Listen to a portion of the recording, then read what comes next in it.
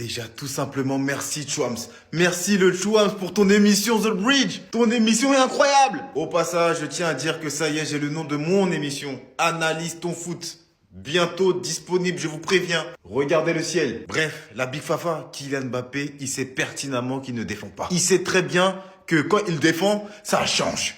Mais il fait exprès, je crois. Il fait exprès. Il dit, je suis un joueur qui défend moins et ça peut être un problème. Donc déjà, pour commencer, il sait très bien que c'est un problème de pas défendre dans le football actuel. Mais il dit, c'est vrai que je le fais moins, mais quand je le fais, j'observe et ça a vraiment un impact sur l'équipe. Donc il sait très bien que quand il défend, l'équipe va mieux jouer, l'équipe va être mieux structurée.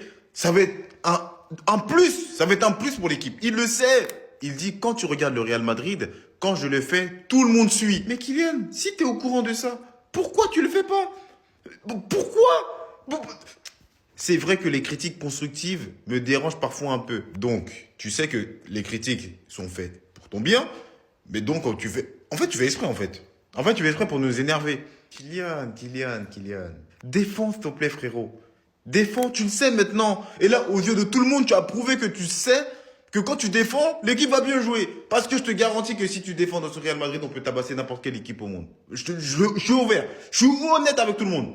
Et ça, vous le savez très bien. Bref, la Big Fafa, que pensez-vous du discours de Kylian Mbappé concernant son impact défensif? Dites-le moi pas en commentaire, la Big Fafa. Si chez vous, abonnez-vous l'équipe en un bleu sang. Ah, mais ils ont pas osé. Kylian Mbappé et Achraf Hakimi viennent de recevoir des cadeaux sur l'émission de Tchouaméni. Et franchement, ça n'aurait pas plu à tout le monde, surtout celui d'Hakimi. Pour ceux qui seraient pas au courant, un nouvel épisode de l'émission The Bridge de Tchouaméni vient de sortir. Et ils en ont profité pour poser la question que tout le monde se pose à Kylian Mbappé. Commencez par la question de pourquoi Kylian Mbappé ne défend pas assez. Voici sa réponse. Il dit, je suis un joueur qui défend moins et ça peut être problématique. Alors là, ça commence très bien. Lui-même, il en est conscient. Il dit, c'est vrai que je suis quelqu'un qui fait moins. Mais quand je le fais, j'observe et ça impacte vraiment l'équipe. Quand on regarde le Real Madrid, quand je le fais, tout le monde est là. C'est-à-dire que quand il presse, tout le monde est là. Et pour terminer sa déclaration, il admet que c'est vrai, parfois les critiques constructives le dérangent. Vous voyez à quel point le gars se livre et c'est même pas tout. Déjà, moi, ce qui me fait plaisir, c'est de voir Kylian Mbappé sous un autre aspect. On le voit beaucoup plus jovial, parler librement, il n'est pas sur la défensive. Et d'ailleurs, en parlant du mot défensive, il a expliqué pourquoi il n'aime pas faire trop d'interviews. Il dit, je suis fatigué. Le journaliste vient avec ses questions, ça devient un rapport de force. Lui veut te faire dire ce que tu veux pas dire, et toi, tu veux pas dire ce qu'il veut te faire dire. C'est comme un ring de boxe et les gens regardent les coups. Là, pour le coup, il a totalement raison, surtout les journalistes français.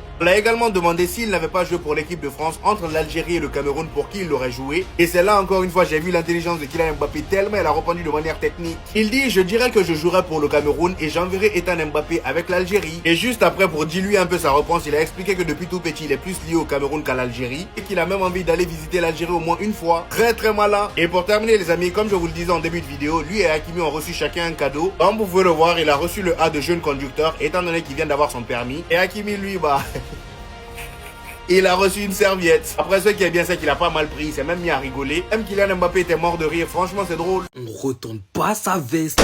Parce qu'il y a trop de joueurs qui ont fait ça. Et comme ils sont forts, on dit rien en fait. Je pense que les gens ils devraient choisir avant. Voilà. Dans quel sens? Dans le sens Quand tu où commences ta carrière. ouais, un pays c'est pas comme un club. Tu sais, des fois j'entends ouais le projet sportif. Non, c'est le pays avec lequel moi c'est parce que je suis né en France, je suis français, j'ai tout fait en France. J'ai eu la culture française avec des origines qui sont camerounaises et algériennes, mais j'ai grandi avec la culture française. Donc pour moi, il n'y avait aucun sens de venir et faire l'opportuniste. Après j'ai été bon donc la France m'a pris tout de suite, mais j'avais aucun sens de venir faire l'opportuniste, de dire j'attends la France s'il y a pas. Non, c'est pas comme ça en fait. En vrai, je vise personne, hein. J'ai pas d'exemple particulier en tête. Genre, en vrai, je sais pas du tout. Hein. En tout cas, ça là, faut arrêter. Hein.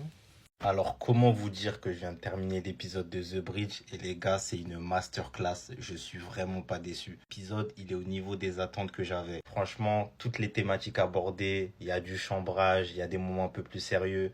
On voit le mindset, on sent qu'en fait, il n'y a pas un rôle qui est joué dans cet épisode. Honnêtement, je ne veux pas vous spoil, mais si vous n'avez pas encore vu, foncez, regardez.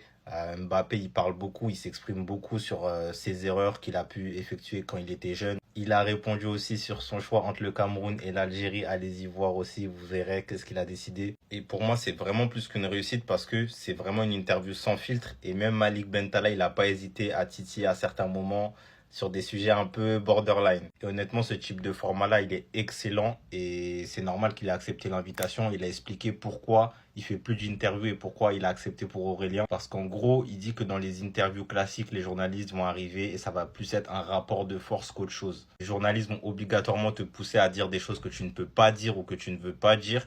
Et au final, c'est même plus une interview, c'est même plus agréable de discuter avec des médias classiques. Donc c'est pour ça qu'il a accepté aussi de faire The Bridge, parce qu'il sait que voilà, c'est son collègue footeux qui organise. Il n'y aura pas de trahison, il n'y aura pas de propos mal interprétés. Donc honnêtement, bravo Aurélien Tchouaméni, à toute son équipe, 1h20 de régalade. Et en plus des rires, moi j'en ai tiré quelque chose. Franchement, très belle leçon de vie. Mbappé, présent dans le prochain The Bridge. Tchouaméni, merci. Quand tu fais des trucs comme ça, Tchouaméni, hein, juste pour des actions comme ça, tu fais venir le merci au monde, hein, pour moi, là, à mes yeux, là. Qu'en ce moment, il est en forme, comme ça, Hakimi. Le casting, il est excellent. Mbappé, Hakimi, Sandy Ribert, j'avoue que je ne la connais pas. Donnell Jacksman, je ne connais pas non plus. Il y a Malik Bentala. Vous savez pourquoi je sens que je vais bien aimer cet épisode? Parce que regardez le type de questions qu'on lui pose. Regardez les genres de questions qui sont posées. Il a posé la question à la Debondi. Si tu jouais pas pour l'équipe de France, tu aurais préféré prendre le Cameroun ou l'Algérie? Question 100% fitna. Voilà. Des questions qui vont en énerver plus d'un. C'est ça qu'on veut savoir, nous. Voilà. c'est là. On va avoir des réponses. Même si je pense que ce sera le Cameroun. Ce qui veut pas dire qu'il aime pas l'Algérie ou quelque chose comme ça, hein. Mais voilà. Un des joueurs les plus médiatisés, on n'a pas tant d'émissions sur lui. C'est vrai qu'on aimerait en savoir un peu plus. Si on peut revenir sur certains épisodes de sa carrière, sur certains passages, ça peut être intéressant. Surtout que là, il est à l'aise. Il y a son poteau Hakimi, il y a son poteau Tchouaméni, il y a Malik Bentala, il y a Donnell Jacksman et il y a Sandy Ribert. L'émission va être pépite. Par contre, il manque le collègue Tchouaméni. Il manque son collègue avec les lunettes, là, il est pas là. En tout cas, merci de nous régaler. Voilà. Cette émission The Bridge, là, est-ce que ce serait pas mieux que Stamford Bridge? Voilà, en ce moment. Vous pouvez regarder mes contrats, j'aurais touché des vieux salaires. C'est comme ça que tu parles de YouTube. Jamais regardé mes contrats, il s'en fout. Mon père s'en fout. Moi, je suis latéral, hein. Je suis dans les couloirs. Et j'ai craqué. Si tu ne devais pas jouer pour la sélection française, tu prendrais Cameroun ou Algérie? Aurélien Tchouaméni, sur et en dehors du terrain, moi je dis chapeau et j'applaudis, je m'incline. Parce que le casting qu'il nous propose pour le prochain The Bridge, laisse-moi rire. J'ai nommé Kylian Mbappé, Achraf Hakimi, Malik Bentala, Donnell Jacksman, Sandy Ribert, Aurélien Tchouaméni. Aurélien Tchouaméni, maintenant je pense qu'on s'accorde tous à dire ça. Avec ce casting, ton émission prend une toute autre dimension. T'as ramené Kylian Mbappé dans ton émission. L'épisode, il n'est même pas encore sorti, que c'est déjà le feu sur Twitter. Vous pouvez aller voir. Et j'ai même hâte. Parce que ce genre de format, on sait que t'as pas mal de spectateurs qui voulaient ce genre de format pour Kylian Mbappé. Parce qu'on sait qu'il a l'habitude. Voilà, il est réputé pour avoir une communication assez carrée, des interviews bien ficelées, il connaît les questions, il connaît les réponses, bim bam boum. Là, ce sera un peu plus spontané, dans un bon esprit. Il y a son meilleur pote à côté de lui, son bête de gars, Achraf Hakimi. Tchouaméni aussi, son bête de gars, donc forcément, il est à l'aise, forcément, il est chez lui. Regardez la question que Jacksman il a posée maintenant. Entre le Cameroun et l'Algérie, tu aurais choisi qui si tu n'avais pas la France? Je ne sais pas si vous captez la fitna là qui arrive. Rien qu'avec une question, ils nous mettent de l'eau à la bouche. Voilà. Ils nous ont vendu du rêve. Maintenant, on attend de voir ce que ça va donner. En tout cas, moi, j'ai hâte. J'ai hâte, Tchouaméni, tu m'as hype. Je ne sais pas si vous avez conscience certaines fois d'à quel point ce mec est bankable et tout le monde s'arrache une interview avec lui. Il lui a donné l'exclu, ouais. Tchouaméni, il a donné ça à son gars. Entre Kamer, tu vois, son dépasse. C'est trop fort, les gars. En tout cas, le crossover de fou auquel on va assister, j'ai hâte. Hakimi aussi, qui va nous parler un peu en français, qui va nous... Voilà, qui vont discuter, quoi. Comme des bons potes, franchement. J'ai hâte, je suis hypé, ça va être méchant. Merci d'avoir fait cet assemblage, Tchouaméni. Il aurait pu inviter n'importe qui. Mais en fait, là, l'ensemble, il fit parfaitement. Donc, on valide fort.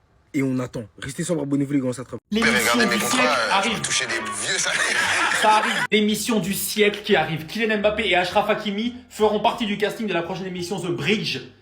Hakimi, il connaît bien le Bridge, animé par Aurélien Tchouaméni. Mbappé, depuis quelques semaines, il redevient comme le Mbappé que j'aimais tant. Il est redevenu joyeux. Qu'est-ce qui s'est passé entre temps? Ce Mbappé-là, je vais pas vous mentir, il m'avait manqué. Esther, c'est toi? C'est grâce à toi qu'il est redevenu comme ça que notre équipe nationale redevient heureux. Pendant tout le rassemblement national, Mbappé, on l'a vu rigoler. On l'a vu être heureux. Qui pensait que sa vitesse était partie, que son envie de jouer au foot, elle était partie. On a eu la réponse hier. Qui est amoureux, il se sent léger. Et si ça nous permet de remporter la Coupe du Monde, Esther, on va te naturaliser française. Tu en seras pour beaucoup, accompagné d'un groupe de malades. Calculez pas la photo, je sais pas pourquoi Marcus Thuram il a mis ça sur Instagram. Gars, je vais vous dire quelque chose. Le pouvoir de l'amitié a fait gagner la Ligue des Champions au Paris Saint-Germain. J'ai l'impression que dans le collectif de l'équipe de France, dans la sélection, c'est en train de redevenir comme ce qu'on a connu en 2018. Je prie pour que ça arrive. On va remporter notre 3e étoile. J'ai pas envie de dire que c'est la dernière année où potentiellement il peut remporter le ballon d'or. Mais cette année-là, il joue très très gros. Dembouz, t'as pris un ballon d'or. Je sais que t'as la capacité d'en prendre un deuxième si on remporte la Ligue des Champions, si on remporte la Coupe du Monde. Accompagne Kylian. Accompagne Kylian pour qu'il remporte son premier ballon d'or et que ça s'arrête. À la fin de votre carrière, hein, toi et Kylian, hein, vous devez avoir un ballon d'or. C'est obligatoire. Si mon père regardait mes contrats, j'aurais touché des vieux salaires. Mon père a jamais regardé mes contrats, il s'en fout. Mon père s'en fout.